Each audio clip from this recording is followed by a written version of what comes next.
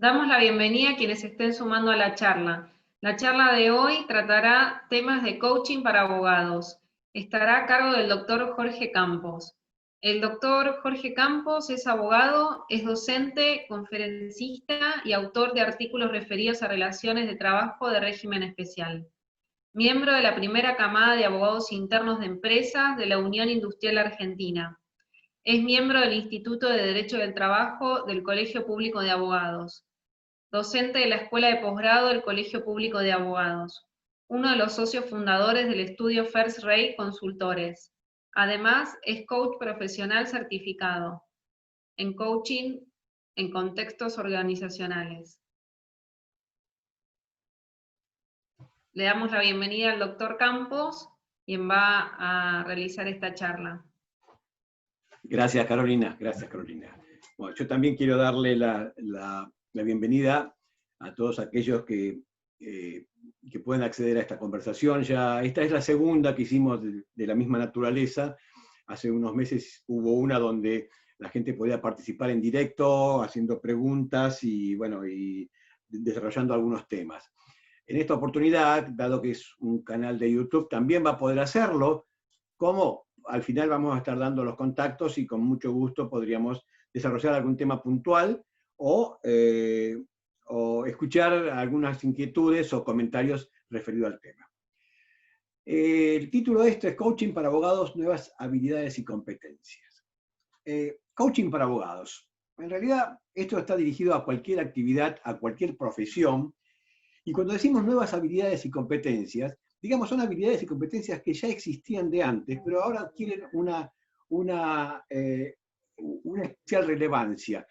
Cuando digo esto, ¿a qué me estoy refiriendo? A la situación en que estamos actualmente, que yo en algún punto las estuve comparando con algo que está ocurriendo hoy en día, que es esto, justamente.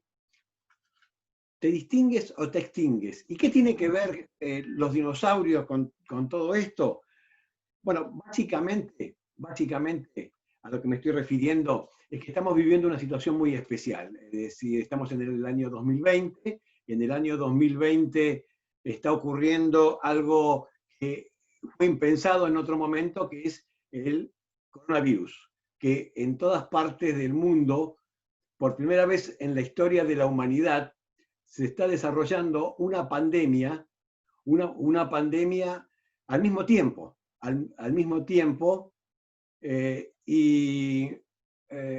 que realmente ha producido en todos una situación que nos descoloca ante algo inesperado.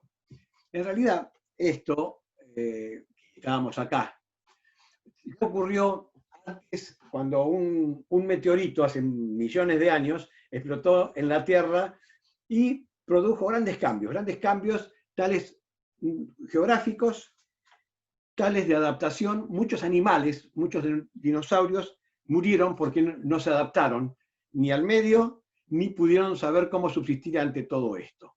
Pero no todos. Hay animales que tienen sus antecesores en la época prehistórica, y que es justamente, hay muchos reptiles que son descendientes de aquellos. Pero en realidad, este tipo de situación que se plantea ahora, ya existía antes en el famoso mundo VUCA. Mundo VUCA, VUCA sería en inglés, fue ideado hace unos cuantos años en los ejércitos de Estados Unidos, porque se estaba preparando hasta a un mundo, que ¿por qué se lo llamaba VUCA? Porque era un mundo volátil, incierto, complejo y ambiguo. Quienes no lo entendieron así en el mundo de los negocios tuvieron algunas consecuencias muy penosas. Otros no alcanzaron a entenderlos, y no hablo solamente del mundo empresario, sino de la humanidad en sí misma. Hoy en día, y ante esta realidad del coronavirus, yo creo que es mucho más fácil entenderlo. Es mucho más fácil entenderlo que estamos en este mundo VUCA, que es volátil. Hubo cambios veloces e inesperados. ¿Alguien puede dudar que fue así? Inciertos, situaciones imprevistas, resultados imprevistos. Exactamente, esto es esta conmoción, como dije antes, en el mundo, al mismo tiempo, ¿Por qué? Porque la globalización hizo que el virus el COVID-19, pueda rápidamente trasladarse de un lugar a otro del planeta.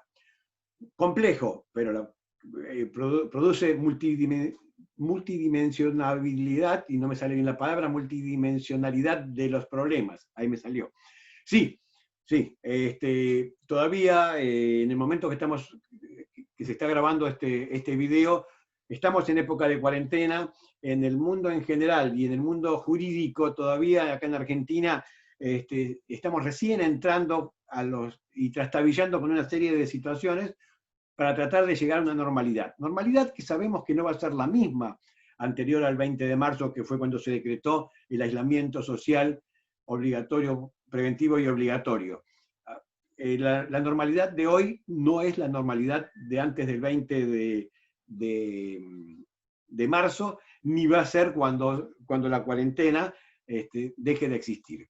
Y ambiguo, bueno, ambiguo. Permanentemente estamos recibiendo noticias que tienen múltiples interpretaciones, y ante esta emergencia se presentan situaciones que son impensadas, y quienes las tienen que dimensionar, quienes las tienen que ordenar, no saben exactamente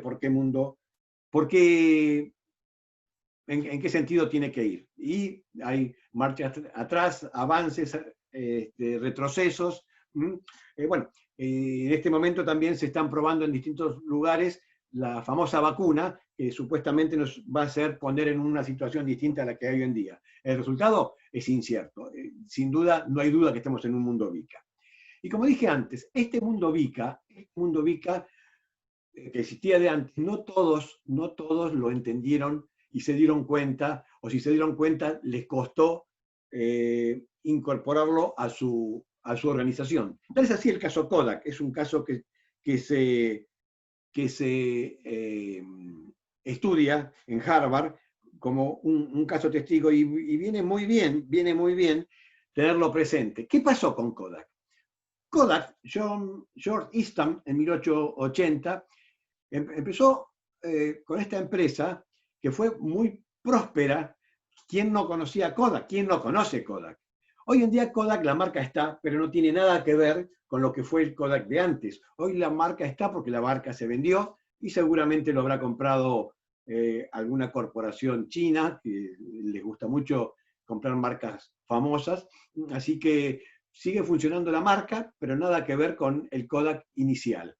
Creo que tiene, entre los productos que está comercializando actualmente, son fotocopiadoras. Bueno, John Eastham en 1880 comenzó con todo esto. ¿Por qué? Porque el negocio fundamental eran los rollos y suministros. Vendía cámaras muy baratas, porque el negocio principal, las grandes rentabilidades que tenía, era a través de los rollos y los suministros.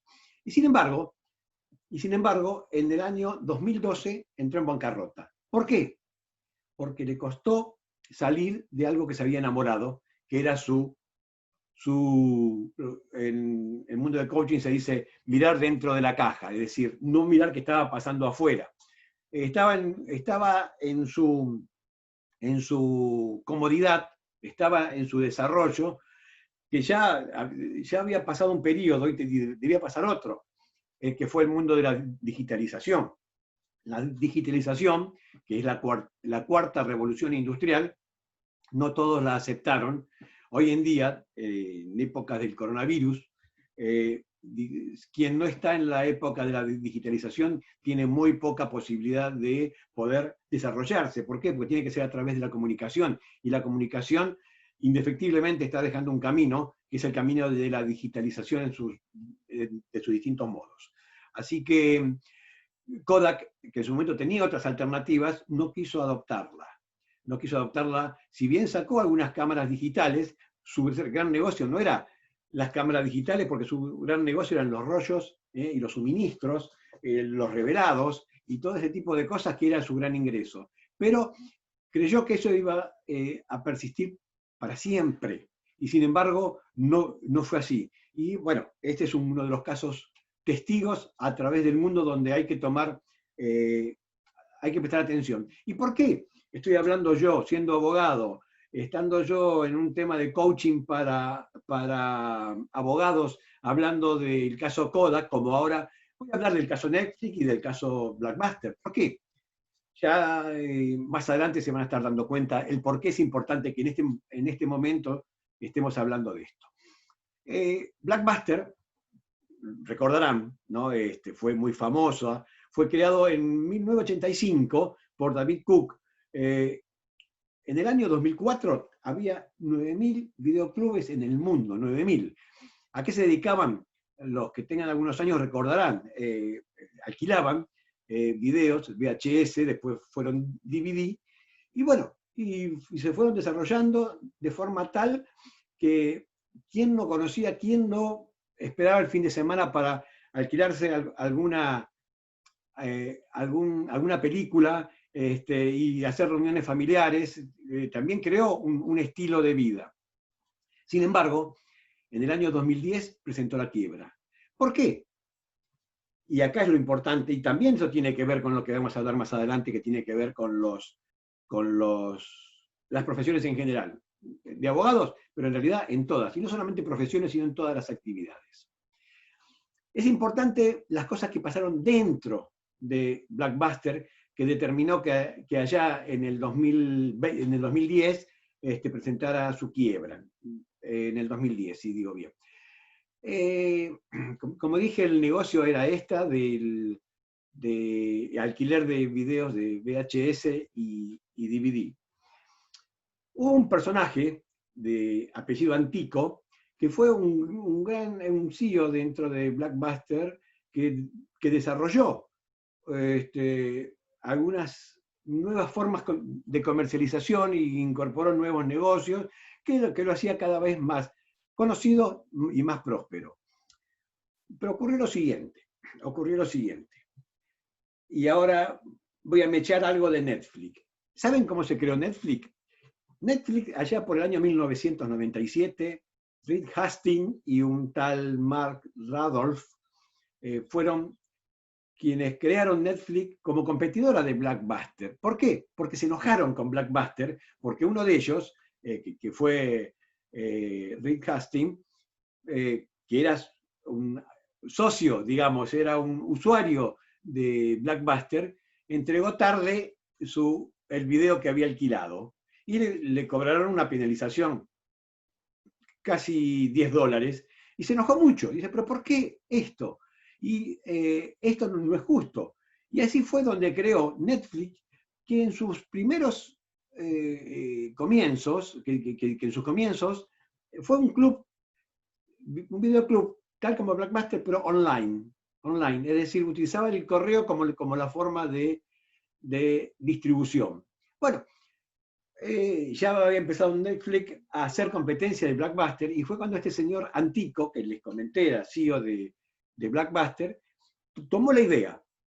Y esto es importante, ¿por qué? Porque él estaba mirando hacia afuera, es decir, no estaba quizás dentro de la caja. Él, hablo de Antico, no estoy hablando de la empresa.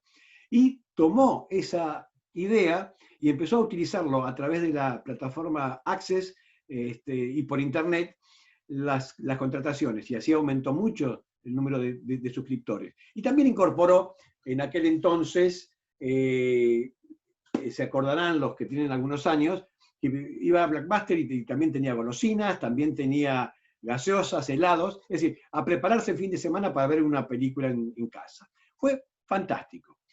Pero hubo un tema. Dentro de la organización, algunos accionistas se enojaron por algún tema con Antico, es decir, y hubo un tema que no supieron manejar, y Antico se fue. Y un competidor dentro de la empresa, un compañero que no se llevaba muy bien, un tal Carl Icahn, ocupó el cargo de Antico. Y hizo todo mal. ¿Por qué? Porque lo bueno que había conseguido Antico, y si esto le suena con algunos comportamientos políticos, bueno, tienen razón de ser, y de sentirlo sobre todo, volvió todo atrás, volvió a la forma original.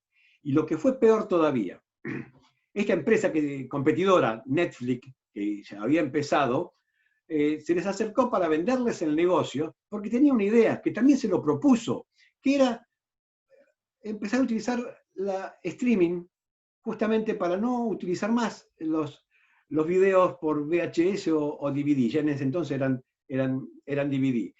Y Blockbuster, que estaba posicionado, obviamente rechazó esta medida porque era una locura que este señor de Netflix, allá por el 2000, ¿cuándo fue? Allá unos 8 o 10 años antes, le estuviese proponiendo esto. Así que directamente le dijo que no. Y bueno, esa fue una decisión. Si hablamos de gente que se quiere quedar en el pasado, todos pensamos en los menonitas. Los menonitas son esas personas que se quisieron quedar en el siglo XIX y que en su momento negaron la electricidad, negaron todos los beneficios, las comodidades de la modernidad, porque hasta físicamente querían seguir vistiendo como en aquel entonces.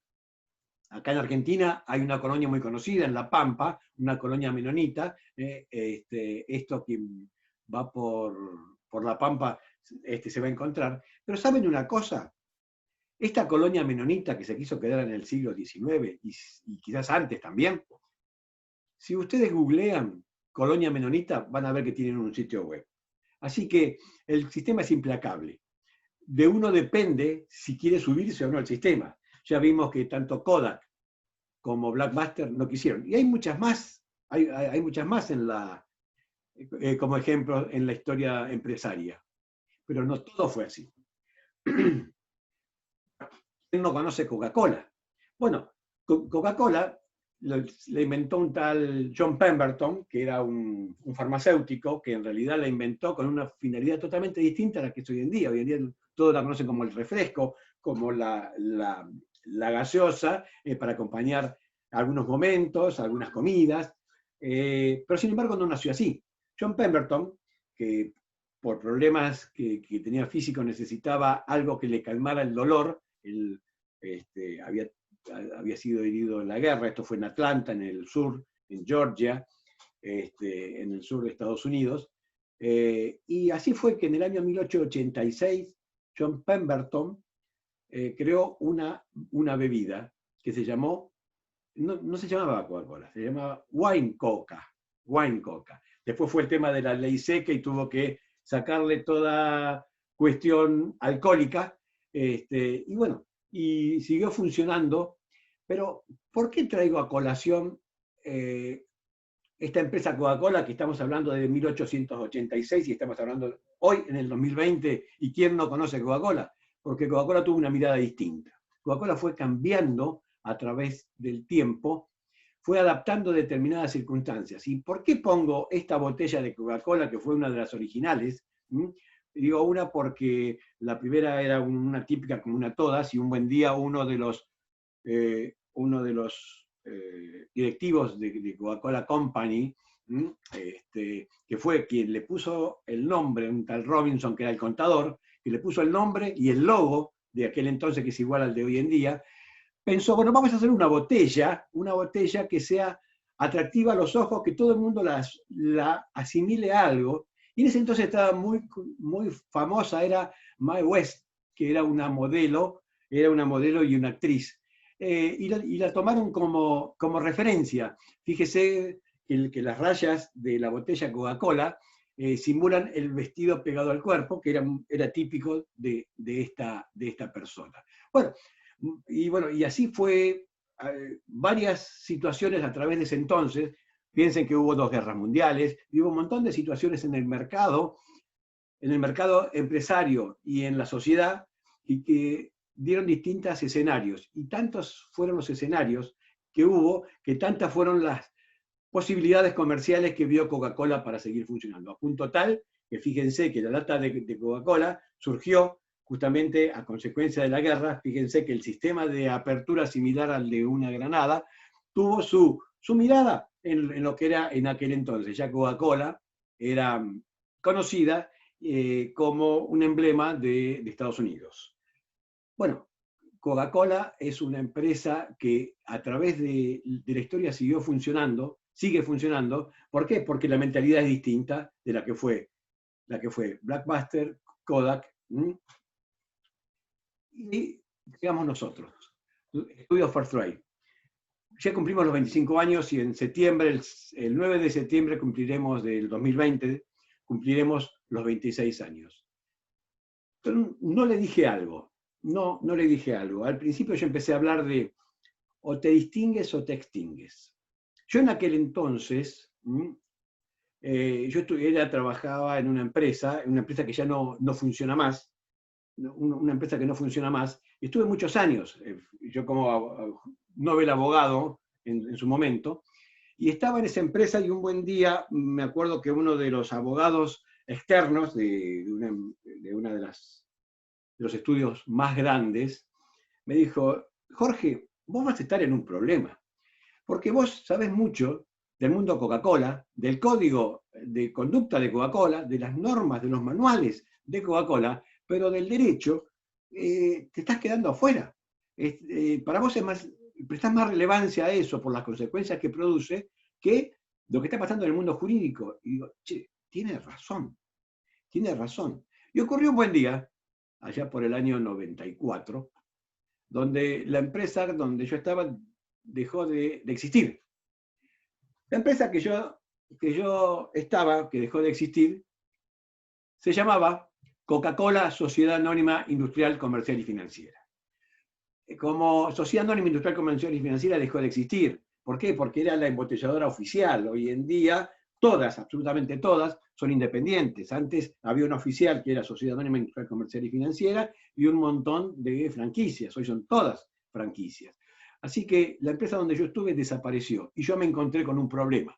¿Cuál es el problema? Ya habían pasado años, yo ya no tenía todos los pelos que tenía en el momento que me recibí, ya tenía una familia, tenía 2 chicos, y bueno, ¿qué hago ahora? ¿En qué situación estoy? ¿Me distingo o me extingo? ¿Me pasan lo mismo que a los dinosaurios? Y puede ser o no. ¿Y por qué digo no? Porque ahí empecé a pensar distinto.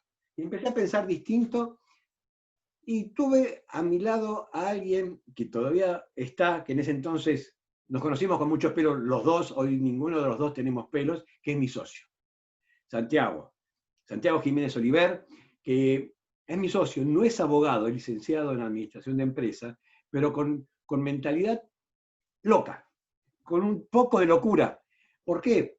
Porque escuchando las cosas de las frases que se le adjudican a Einstein, había una que decía, una nueva idea, si no es una loca idea, no es una buena idea. Y ahí empezamos a ver cómo desarrollamos nuestra locura partiendo desde nuestra base, que es desde nuestro expertise, desde nuestro conocimiento, desde lo que sabemos. Y así empezamos a decir, bueno, vamos a desarrollar un estudio. El estudio se llamó Fairtrade. Fíjense ustedes que tiene un nombre que no es los típicos estudios que tienen el nombre de los abogados como corresponde, sino que éramos una empresa de servicios. Una empresa de servicios, y al ser jurídico, tenía que apoyarse justamente en las capacidades jurídicas, en los desarrollos jurídicos, en el expertise jurídico y en el prestigio del abogado. Y por eso había que tomar conciencia que había que estar muy fortalecido desde lo técnico, es decir, había que leer mucho. El famoso jurista uruguayo Eduardo Couture lo dice del derecho, pero en realidad es para todas las profesiones. El abogado que no lee cada día es menos abogado, así que había que estar perfectamente actualizado en esto. A punto tal, fíjense ustedes, el derecho fue cambiando permanentemente. De hecho, el derecho que yo estudié y muchos abogados, aún que tengan 30 y pico de años, el derecho que estudiaron no es el que se aplica hoy en día. Sin ir más lejos, el Código Civil, el famoso Código Civil de Bresarfield, que es del año 1869, recién tuvo una reforma grande en 1968, que fue la famosa ley 17711, que reformó todo el código, pero algunos institutos los mantuvo. Los mantuvo ¿por qué? Porque tenían vigencia todavía. Por ejemplo, una de ellas era el tema de la presunción de paternidad. Era una cuestión de periodos, es decir, se presumía la paternidad de determinada persona recién nacida si había ocurrido después de tanto tiempo de o fallecido o algunas circunstancias que hacía que ya no tuviese la certeza. Obviamente con el tema del ADN, nada de esto ya era necesario esa presunción. Más, con el nacimiento in vitro, con el gran avance científico, una persona puede ser padre muchos años después de haber fallecido. Así que el esquema jurídico que se había creado en el Código Civil, ya muchas de esos caían por su propio peso. Entonces, había que trabajar, perfeccionarse para el prestigio del abogado. ¿Cómo? A través del conocimiento. Y el conocimiento que lo daba, el estudio concienzudo, Lo que más adelante vamos a ver, en el mundo empresario se llama habilidades duras. Es decir, todo lo que sea técnico son las habilidades duras. Pero hubo que luchar contra algo, que son las creencias. Las creencias que eran, los abogados, hay abogados y abogados, pero en líneas generales no todos tienen la misma opinión de los abogados. Esta frase que se le adjudican a Cicerón, que realmente no sé si es cierto o es una fake news, y no quisiera ser demandado por el Imperio Romano, dicen que Cicerón decía que a los abogados hay que presentarles las cosas lo más claro posible, ya se encargarán ellos de complicarlo. Bueno, puede sonar gracioso, pero acá estamos hablando de algo que si un abogado, la técnica es complicar las cosas, es un abogado que puede interesarle a algunas personas y a otras no. Es decir, hasta qué punto la confiabilidad de una persona que usa el engaño, que usa la complicación como un beneficio. Depende en qué posición uno quiere ubicarse, va a encontrar que estos abogados pueden serle útiles o no. Pero de ahí a mantenerlo y tener confianza plena, confianza ética, y estoy mencionando una palabra que tiene mucha importancia en el mundo de las empresas hoy en día, que es la ética. Bueno, no podría encontrarse, así que depende qué tipo de posición quiere tomar esa empresa, esa persona o lo que sea, es el tipo de abogado que va a contratar. Bueno, todas estas eran cosas que pensábamos, me acuerdo allá en el año 1994 con Santiago, ¿cómo vamos a funcionar? Y estas cosas las teníamos en cuenta. Me acuerdo muy bien sentados en el piso mientras estábamos imaginando esta empresa donde tenía que brindar un servicio. Y tenía que brindar un servicio de eficiencia. Por eso es que se eligió este nombre First Rate. Es decir, tenía que ser de excelencia. Y la excelencia parte de esto, parte de bases sólidas y las bases que se sostienen en la ética, el conocimiento, la habilidad y el desafío. Tomar cada situación como un desafío y llegar a muy buenos resultados. Bueno, ¿cómo hicimos esto? Entonces, ahí nos dimos cuenta, y después el tiempo fue mostrando, de que los servicios jurídicos, uno se ubica o como un estudio genérico, es decir, donde toma determinadas cosas, o lo que se llaman hoy en día, como la firma de abogados, los estudios boutique. Las firmas de abogados son corporaciones, los estudios boutique son aquellos que tienen una especialidad determinada. Entonces, son conocidos dentro de determinado ámbito por su especialidad. Hoy la especialidad es lo que da confianza y prestigio, en la medida que esté desarrollada como tiene que ser desarrollada, que es con calidad, eficiencia, las bases que hemos dicho. Y esto es lo que nosotros, le estoy hablando de cómo se formó el estudio First Rate.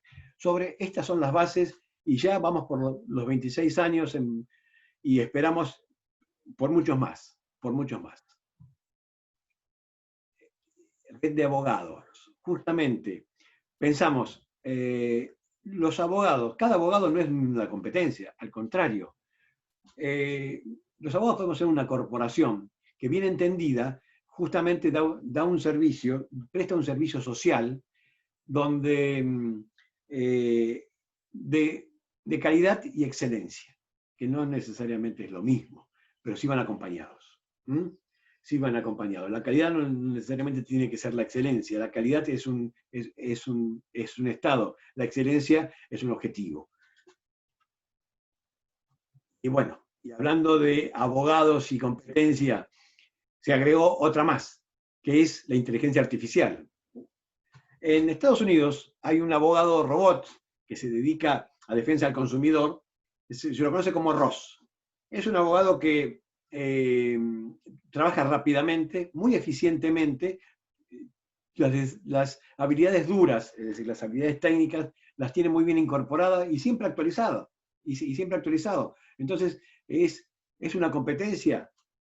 ¿Sí o no? Depende cómo uno se posicione como persona, como profesional y como empresario. ¿Por qué? Porque cuando uno se da cuenta que cada profesional, en todas las profesiones, y abogado también, es un empresario, y la empresa es su propio estudio. Entonces, es un empresario emprendedor. Entonces, el emprendedor, el empresario, tiene una actividad distinta porque tiene una mentalidad distinta, tiene una forma de actuar distinta.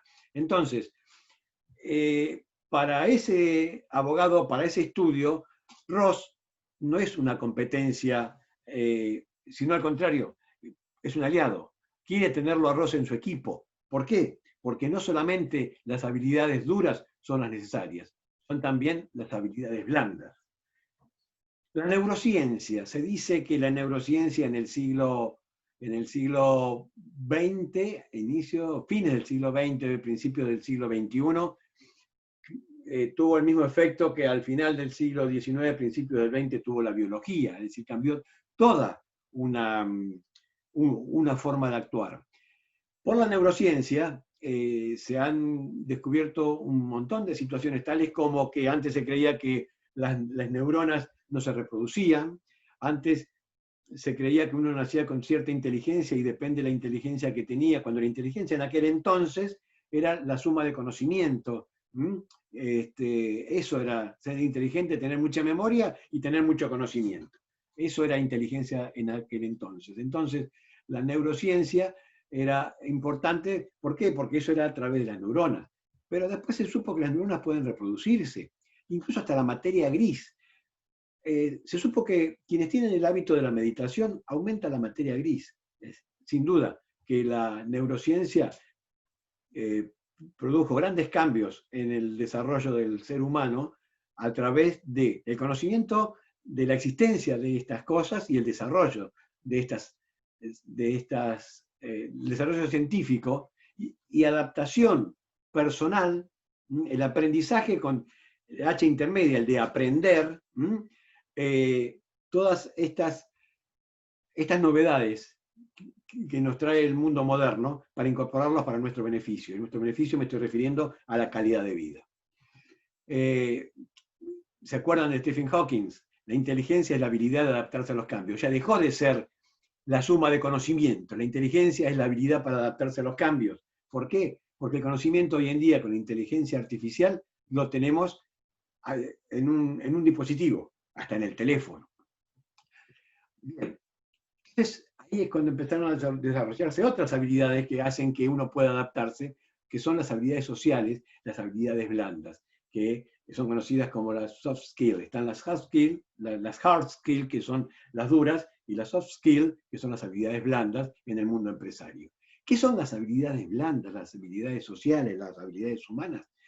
Es algo que cuando estábamos desarrollando con Santiago, pensando en Studio for Trade, nosotros dijimos, bueno, pero acá tenemos que, toda nuestra actividad es humana, no solamente porque vamos a prestar servicios a personas físicas y jurídicas, sobre todo físicas, sino vamos a mover con personas humanas, tanto dentro y fuera del estudio. Por lo tanto, dijimos, bueno, pero ¿qué? ¿Vamos a hacer un área de recursos humanos? No vamos a tener un área de recursos humanos. Vamos a tener humanos que tengan recursos que le vamos a brindar a través de la capacitación, de la entrega, del desarrollo individual desde otro lugar. Los humanos no somos recursos. Los humanos somos eso, personas sensibles que pueden desarrollar muy grandes cosas, muchas con mejores resultados que lo que puede desarrollar Ross con su inteligencia artificial. Y así fue como nació First-Rate en el año 1994, y así fue como en muchas decisiones, me acuerdo sentados también con Santiago, quizás ya no en el piso porque ya estábamos en otra posición, había que tomar algunas determinaciones. Entonces nos mirábamos y me acuerdo que Santiago me decía, Jorge o George, y depende del estado de ánimo y la situación en que estemos, me decía, mira, nos lanzamos. El lanzarse entonces a mí me daba la sensación, estamos en un avión que a lo mejor está en llama, pero nosotros tenemos que seguir subsistiendo. Entonces, el lanzarse era tener la seguridad que teníamos los mejores paracaídas. ¿Por qué? Porque nuestras mejores paracaídas eran las habilidades blandas, eran los soft skills, era el personal y la habilidad que teníamos justamente para desarrollar el negocio que ya estábamos desarrollando. Ya quienes vivieron en Argentina hace 25 años saben todas las vicisitudes que hubo que pasar el mundo personal, social, familiar, empresario en todo ese tiempo. Y en todo ese tiempo estuvimos nosotros siempre presentes y viviendo cada una de las situaciones. A punto tal que en algún momento alguien nos dijo, ustedes son excelentes, ¿cómo nos dijo? Pilotos de tormenta. Sí, pero cualquiera puede ser un excelente piloto de tormenta en la medida que se lo proponga. En la medida que se lo proponga. Pero tiene que tomar la decisión. ¿La decisión de qué? De desarrollar determinadas actividades. De desarrollar determinadas actividades, habilidades, aplicadas ¿en qué? En la gestión de situaciones que se van a plantear. Allá, hace muchos años, las emociones tenían muy mala prensa. Decía que una persona emocional era una que no podía controlar situaciones. Al contrario, nosotros decidimos no controlar emociones. Las emociones no se controlan, las emociones se gestionan, porque todas las emociones son en realidad amigas que nos están advirtiendo de algo, nos están advirtiendo de que algo va a pasar, y depende de cómo nos ubiquemos y depende de la lectura que tengamos de esa emoción, es el resultado que vamos a tener. Entonces, aprender que la gestión y rediseño de las emociones para los resultados es una habilidad propia de los empresarios, de las personas, de los profesionales que en el mundo de los negocios quiere tener una posición distinta. Y ahora, en épocas de coronavirus, no todos los profesionales se van a tener que posicionar, van a estar posicionados de la misma forma que estaban antes del 20 de marzo del 2020. Pero aquellos que empiecen a incorporar determinadas habilidades, determinadas competencias, van a estar en una posición totalmente distinta. Yo invito a colegas y a amigos de otras actividades y profesiones justamente a empezar a desarrollarlas, encontrarle sentido.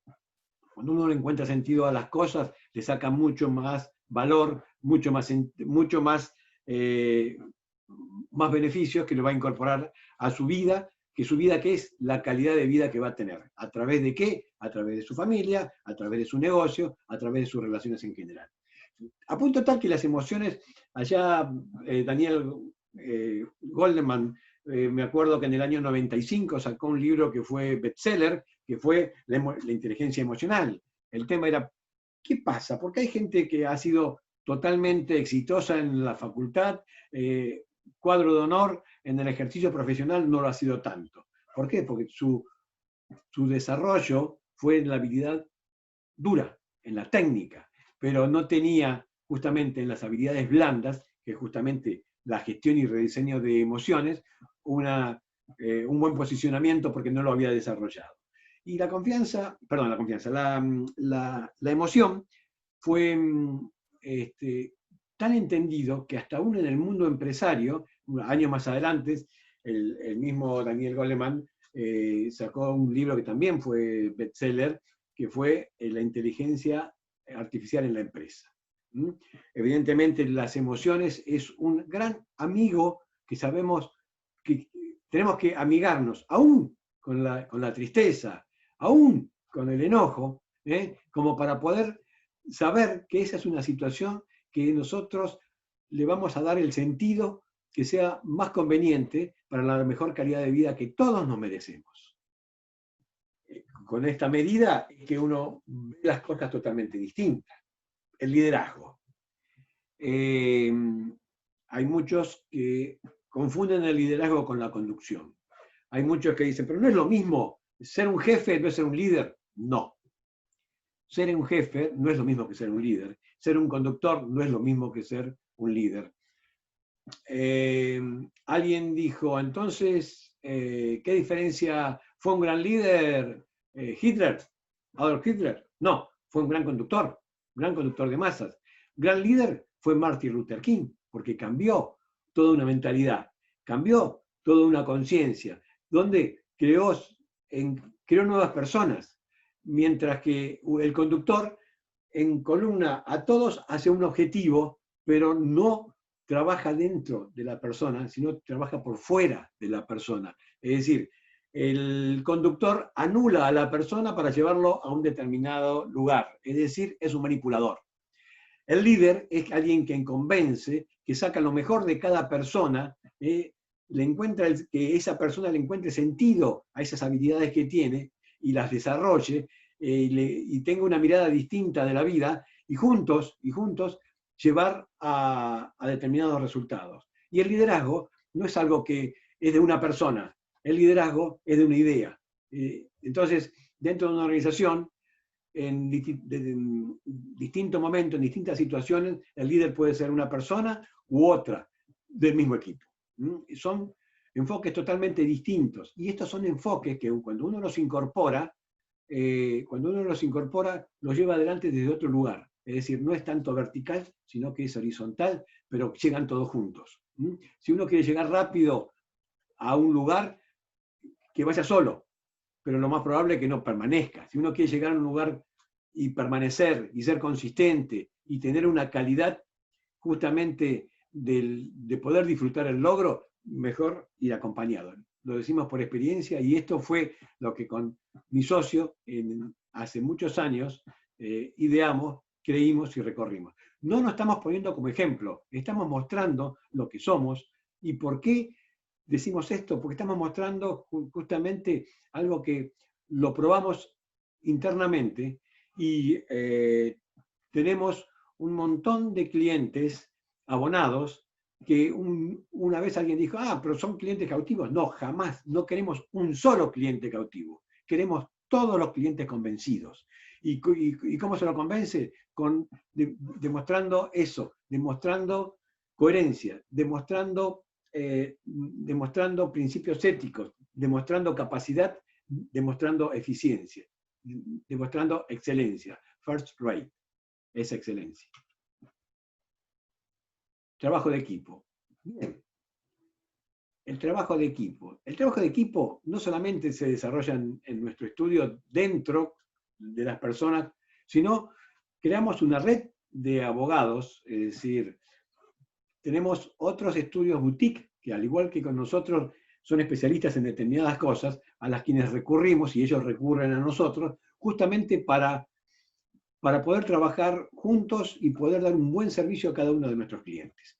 Y es así que en el trabajo de equipo tenemos personas justamente de distintas edades, de distintas generaciones, y el liderazgo lo ejercemos, acuérdense lo que hablamos del liderazgo, que va rotando de acuerdo a las circunstancias, son las pautas que hacen que nuestro estudio siga funcionando. ¿Por qué? Porque no hay jefes, hay líderes. Y el líder es algo que va rotando de acuerdo a cómo nos vayamos posicionando y de acuerdo a cada circunstancia. El trabajo de equipo es esencial como para poder llegar y sostenerse, como dijimos antes.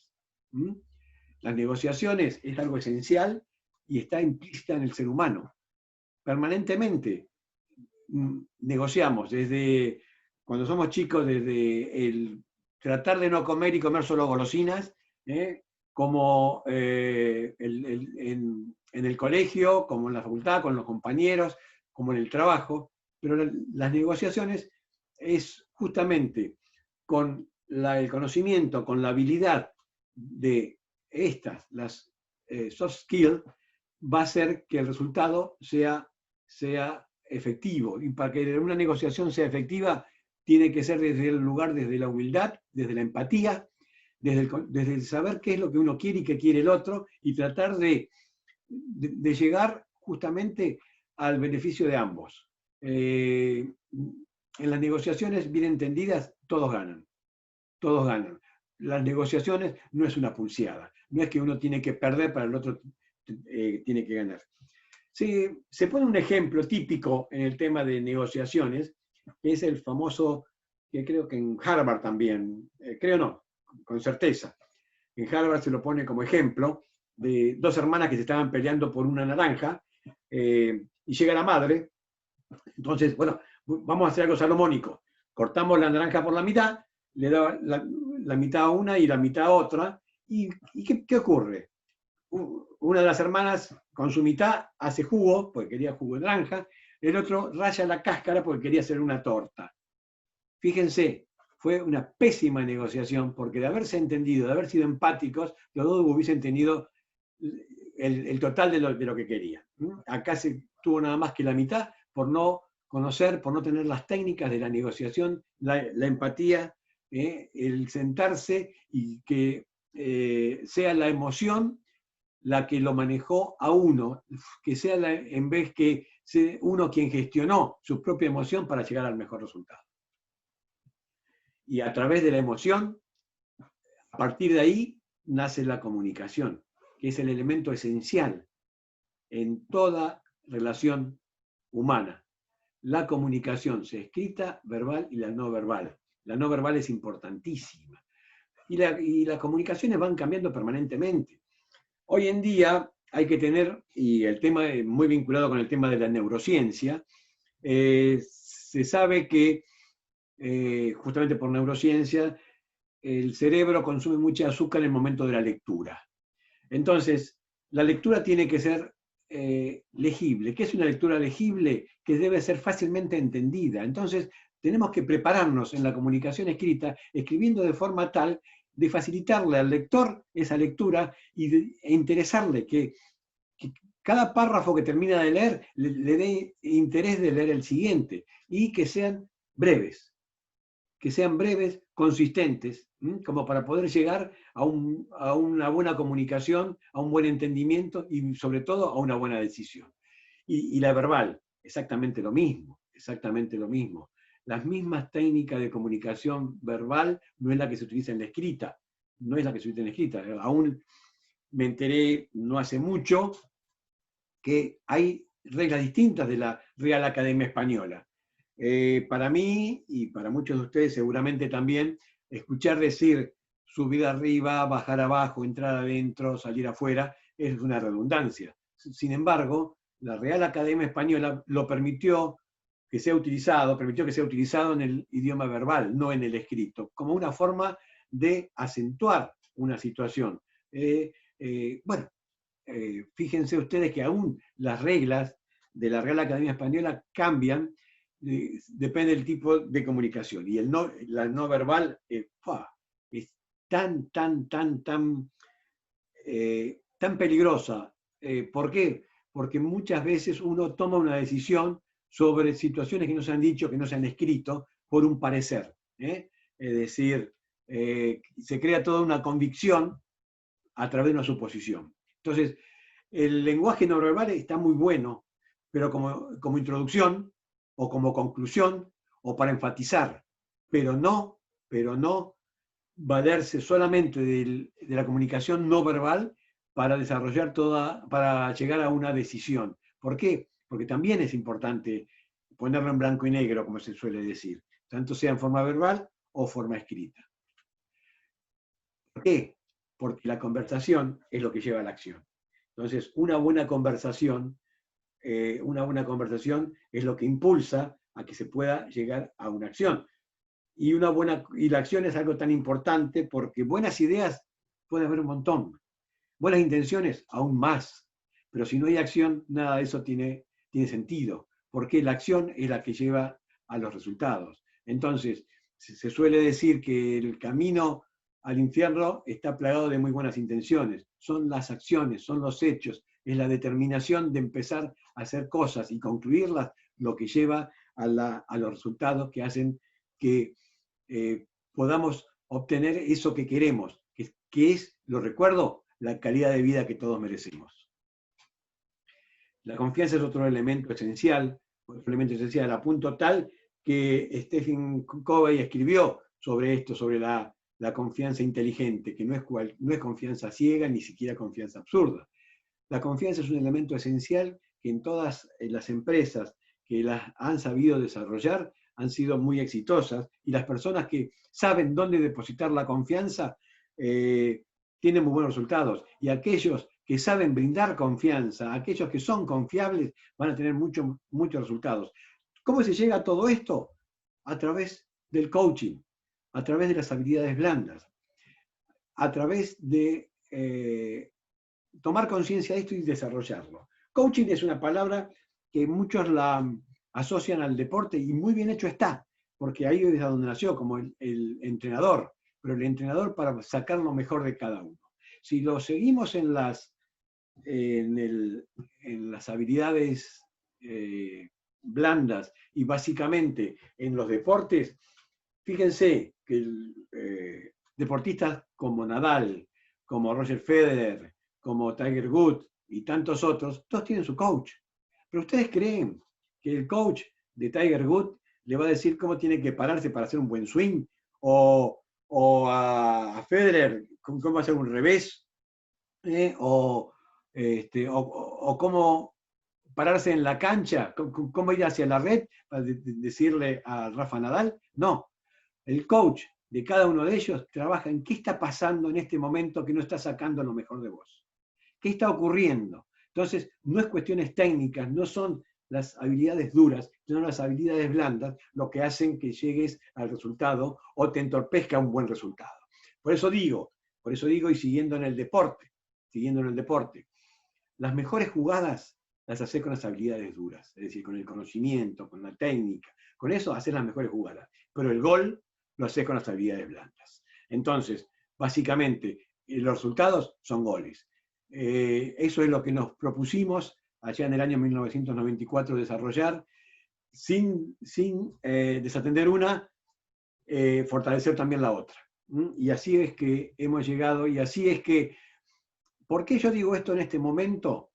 Lo escuché hace un tiempo, que se decía que cuando se hablaba de AC y DC es antes de Cristo y después de Cristo, como un parámetro para ubicarlo en la historia de la humanidad. Y que hay otro ahora, antes coronavirus, después del coronavirus. El AC y el DC tienen un doble sentido para la humanidad. ¿De dónde te querés ubicar vos? Bueno, esa es una decisión totalmente personal. Nosotros estamos acá para decirte nuestra experiencia y acompañarte en lo que quieras, a través de qué, del conocimiento de la experiencia. Y nuestros clientes nos conocen. ¿Cómo nos conocen? Nos conocen porque también esa fue una decisión que con Santiago, en el momento que estábamos haciendo el organigrama de lo que iba a ser Estudio Fortuné Consultores, dijimos, ¿sabes quién va a estar arriba en la cúspide de nuestra pirámide organizacional? El cliente. Nuestra mirada está ahí, nuestra atención está ahí. ¿Qué mejor hacer? ¿Cómo hacer lo mejor que cada uno pueda hacer para que el cliente sienta que quiere ser cliente convencido, no cliente cautivo? No queremos clientes cautivos, no tenemos clientes cautivos, tenemos clientes convencidos, como sería deseable que todos los profesionales, que todos quienes desarrollan un oficio, sus clientes estén en ese parámetro, clientes convencidos, porque además son los mejores promotores. Bueno, y las habilidades blandas, las habilidades sociales, las llamadas soft skills, las desarrollamos, la inteligencia, no las desarrollamos, las enunciamos. Esto es para empezar a trabajarlo. Lleva un largo camino, pero un camino no pesado, un camino que da gusto recorrerlo, en que cuando uno se mete en la inteligencia emocional, en la capacidad empática, como para poder meterse en el entendimiento del otro, no necesariamente en la sensación del otro, en la emoción del otro, porque a veces eso nos frena. para ver objetivamente cuál es la mejor solución, pero sí entenderlo, sí entenderlo. En el mundo del coaching se habla de la coherencia, de la corporalidad, la emoción y el lenguaje, que es consecuencia del pensamiento. Cuando uno mira una situación, lo mira desde qué está pasando en su emoción, qué está pasando en su comunicación, qué está pasando en su corporalidad. Hay una coherencia. Cuando hay una coherencia quiere decir de que el resultado va a ser el correcto, porque se está yendo por el mejor camino. Este es también algo a desarrollar. El mundo VICA, la fácil adaptación, se consigue a través del manejo de las habilidades blandas, que es una habilidad anticipatoria. ¿Por qué? Porque uno se entrena para anticiparse a las situaciones que se van a presentar. ¿Por qué? Porque tiene una forma distinta de indagar. Estamos, como dijimos antes, en la cuarta revolución industrial, que es la digitalización. Bueno, hoy en día, quien no entró en la digitalización, más vale que lo haga pronto, porque es la única forma de comunicarse. Y aún dentro de la digitalización hay muchas maneras de recorrerla. Unas nos convienen más que otras, por lo tanto hay que conocerlas y asociarse, contratar, informarse, leer, discutir determinadas situaciones, porque no todas la tecnología nos es útil en este momento como le fue útil a otra persona. Las realidades van cambiando, las realidades son distintas, y esas realidades hacen que una tecnología pueda serme más útil ahora que en otro momento, o a mí más o menos útil que a otra persona. Por eso tiene que ser integrado a las competencias personales para saber cómo los voy a valer con los recursos digitales, y qué plataformas voy a seguir utilizando, y qué procesos, qué metodologías voy a utilizar, y qué personas van a ser las encargadas de desarrollarlas, qué herramientas se dispone, y cuál es la más conveniente de llegar. Es decir, el marketing hubo alguna vez alguien que dijo, bueno, pero marketing es vender humo. No, marketing es saber comunicar de la mejor forma los valores intrínsecos que tiene. Nosotros hablamos de Coca-Cola.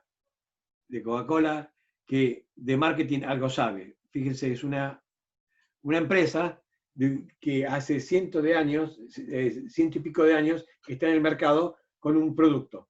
Con un producto que es una bebida. Sin embargo, el marketing hace que se mantenga vigente y se mantenga dentro de la elección del consumidor.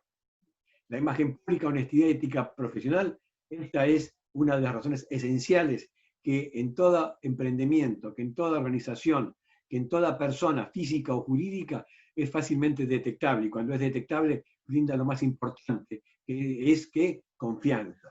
La confianza es el motor, es la puerta de entrada a todo tipo de situación y a todo tipo de resolución.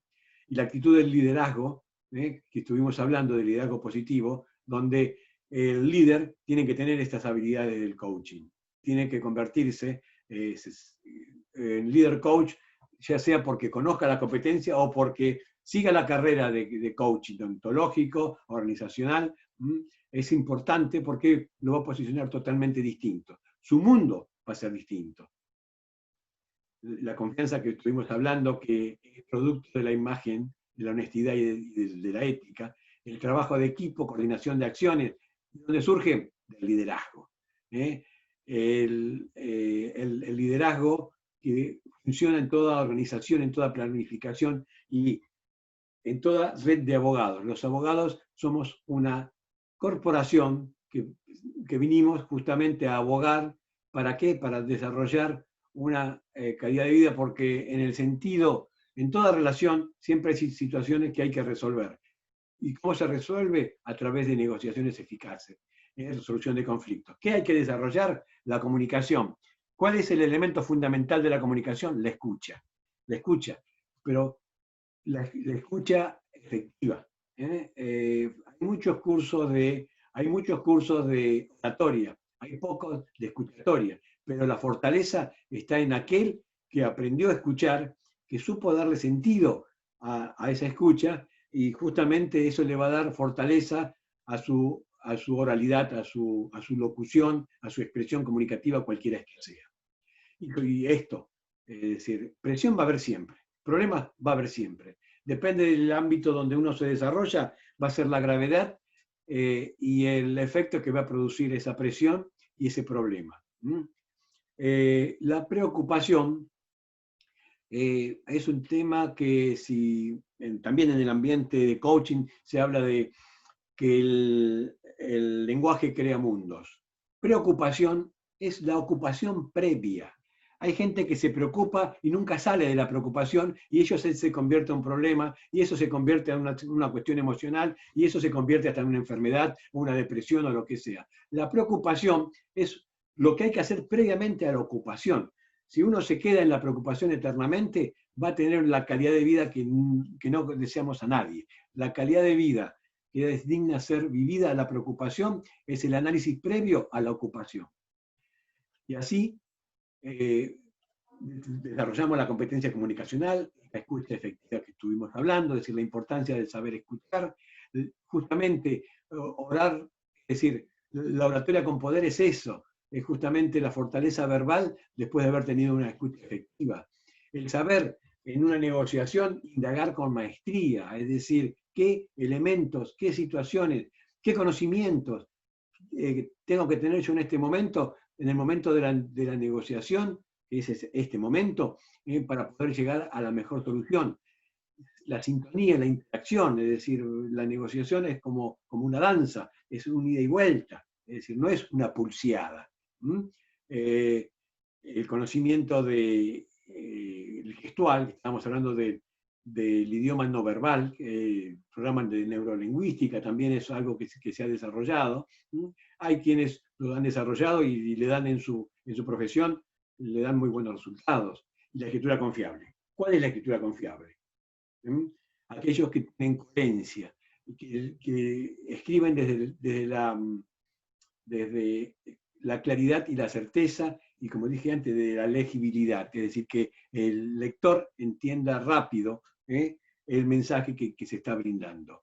La neurociencia, que hablamos hace un rato, que se descubrió que se utiliza azúcar justamente en el momento de la lectura. Por eso, sabiéndolo eso, tenemos que facilitar la lectura para lo cual muchas veces, y en todas las profesiones, también en el derecho, la escritura técnica tiene que ser erradicada en el sentido porque si no, no es legible. La escritura profesional es distinto, es decir, hay que planear antes de escribir, y después de escribir hay que revisar. ¿Y desde dónde? Desde el tratar de hacerlo más corto, más breve, sin perder consistencia. El mejor escritor es el que mejor sabe borrar.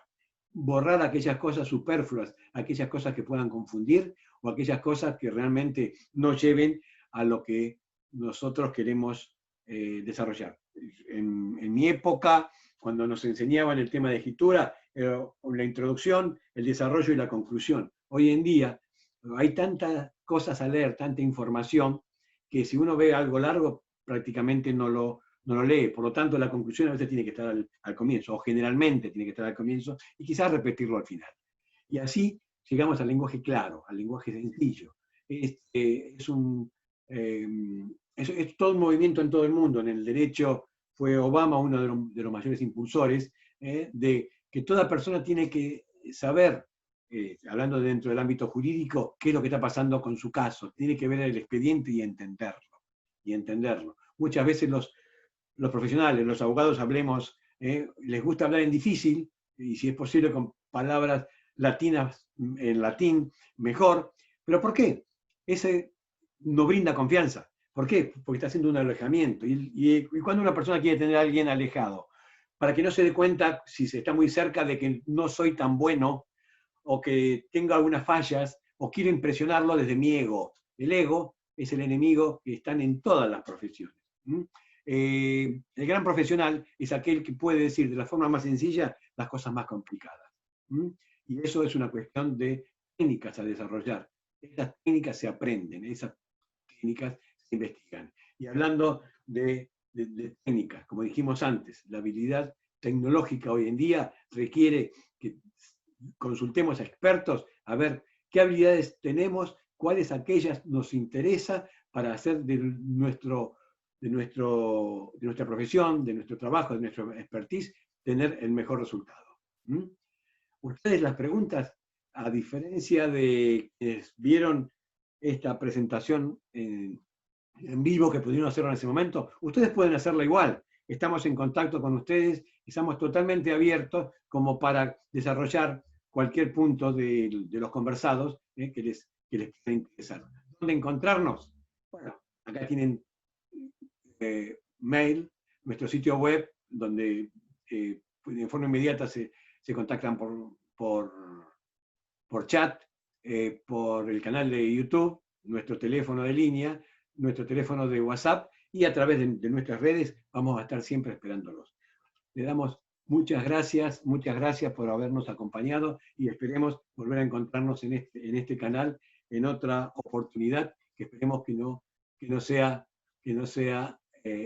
muy lejana y que pronto podamos volver a encontrarnos, no como ahora a través de una pantalla, que también va a ser a través de una pantalla, pero que también podamos tener esa reunión tan personal, tan necesaria, tanto que fortalece. Muchas gracias por habernos acompañado.